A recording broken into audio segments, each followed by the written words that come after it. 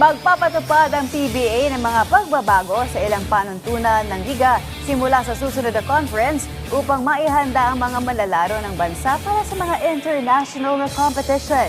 Tinutukan ang balitang yan ni teammate Jamaica Bayaka.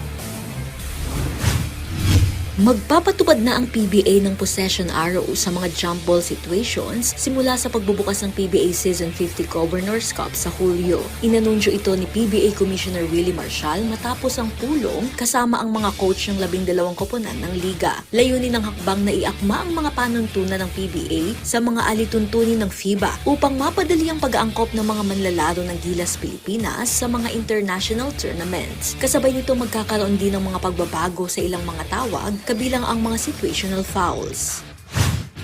Magbabago tayo sa next conference ng tawagan.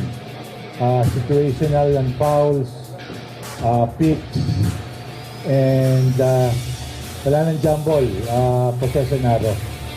So yun ang ganun kasuporta ang PBA sa Gilas.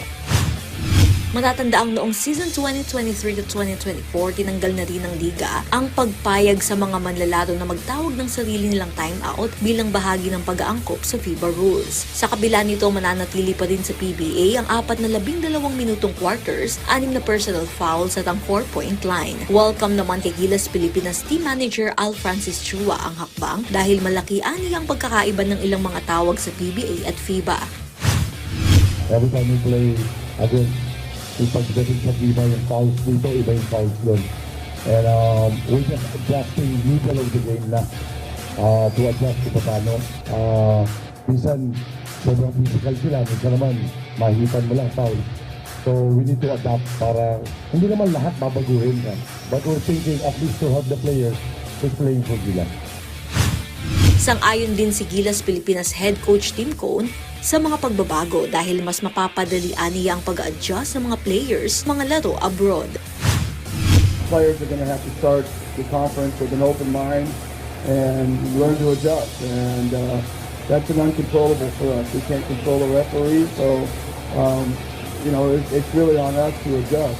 And it's the same thing when we go into FIBA rules and in the windows.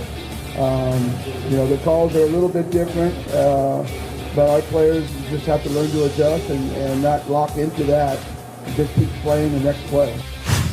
Umaasa ang liga na sa pamamagitan ng mga pagbabagong ito, mas mapapadali ang paghahanda ng mga manlalaro bago katawanin ng bansa sa international stage. Jamaica Bayaka para sa Atletang Pilipino, para sa Bayan.